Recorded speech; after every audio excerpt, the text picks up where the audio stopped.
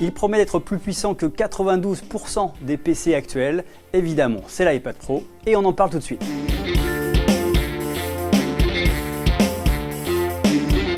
Alors l'iPad Pro a un monstre de puissance, on va d'abord parler de la configuration. Sur le modèle 12,9 pouces 1 Teraoctet que nous avons eu en test, on trouve la puce A12X Bionic d'Apple, accompagnée de 6 Go de RAM, une configuration très solide qui permet des performances très solides elles aussi. Que vaut l'iPad Pro face à la concurrence? Eh bien, il n'y a pas vraiment de concurrence en l'occurrence, puisque la dernière tablette que nous avons testée sous Android était la Galaxy Tab S4 et qu'elle est moins puissante que l'iPad 2018 qui est un modèle d'entrée de gamme.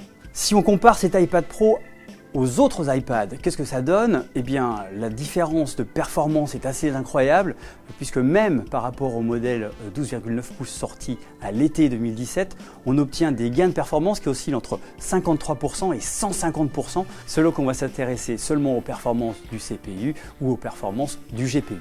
Et maintenant, pour revenir sur les performances de l'iPad Pro face au PC, à ces 92% de PC dont parlait Apple, nous avons fait une confrontation avec les MacBook et MacBook Pro que nous avons testé récemment.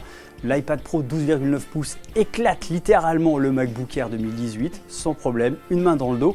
En fait, il va sceller le pas seulement au MacBook Pro 15 pouces 2018, autant dire qu'il a du répondant.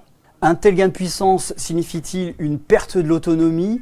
Pas vraiment, puisque nous avons une autonomie polyvalente de 10h17 cette année, contre 11h09 pour le modèle de l'année dernière. Mais maintenant, passons à l'autre énorme nouveauté de l'iPad Pro 12,9 et 11 pouces, son design, un design beaucoup plus carré, qui est surtout marqué par une disparition des bordures, ou en tout cas un amoindrissement des bordures autour de l'écran. On a un écran qui est quasiment de bord à bord. Pour un écran de même taille, on a un boîtier 25% plus petit, ce qui est donc vraiment un gros gain de confort quand on le tient en main.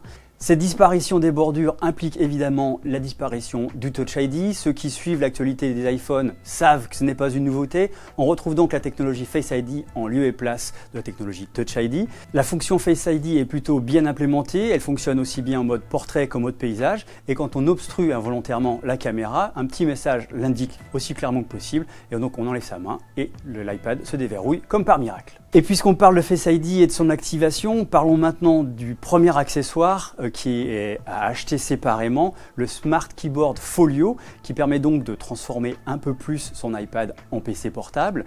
On le connecte et en appuyant sur la barre espace, on activera Face ID et déverrouillera ainsi l'iPad Pro. Le Smart Keyboard, sans grosse évolution par rapport au modèle précédent, est néanmoins un peu plus rigide, ce qui fait qu'on pourra se risquer à utiliser l'iPad Pro sur ses genoux sans avoir peur que le clavier se détache et que l'iPad ne tombe au sol. Le deuxième accessoire qu'il faut garder en tête, évidemment, c'est l'Apple Pencil de deuxième génération. Il est bien plus agréable à tenir en main, ne serait-ce que parce qu'une partie du cylindre a été en fait biseautée et devenue plane. On tient donc le Pencil bien plus agréablement en main, c'est une première chose. Et cet aplanissement permet également, en double tapant à sa base, quand on le tient comme un crayon, d'accéder à certains raccourcis ou à certaines fonctions. Encore une fois, un beau progrès. Mais le vrai plus de ce nouveau Pencil de deuxième génération, c'est la facilité qu'on va avoir à le recharger et à le synchroniser avec l'iPad Pro. Fini les problèmes de Pencil par chargé parce que c'est impossible dans un sac de brancher via le port Lightning le stylet. Là, on va l'augmenter au bord de l'iPad Pro, au bord droit, et le stylet va être synchronisé et rechargé sans aucun problème.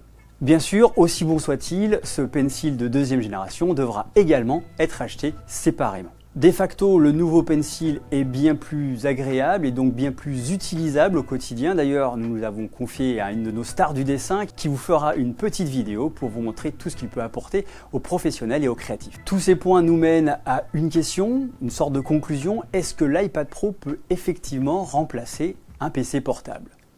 En termes de puissance, il n'y a aucun doute, cette machine est très puissante, les usages sont fluides, les applications grand public ou professionnel tournent comme dans un rêve, il n'y a aucune latence, c'est parfait. En définitive, le problème de l'iPad Pro pour devenir un vrai PC portable tient en quelques mots, iOS 12. Le système d'exploitation d'Apple n'est toujours pas abouti, il est encore un peu plus compliqué de passer rapidement d'une application à une autre ou pire, de glisser des données d'une application à une autre ou d'un dossier à un autre. Il faudra donc attendre juin prochain et iOS 13 pour voir si l'iPad Pro a enfin en lui de quoi remplacer définitivement nos PC portables.